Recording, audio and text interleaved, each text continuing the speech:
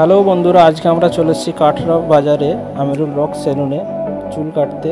ভিডিওটা তোমরা মিউজিকের সঙ্গে এনজয় করতে থাকো।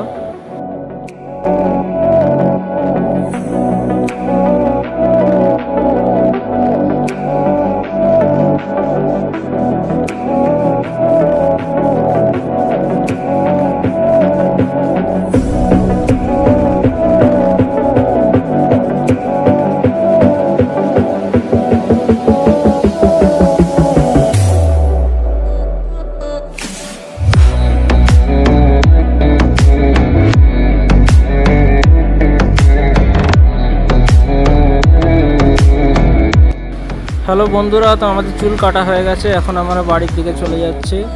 ভিডিওটা যদি ভালো লাগে লাইক কমেন্ট শেয়ার করে দেবেন।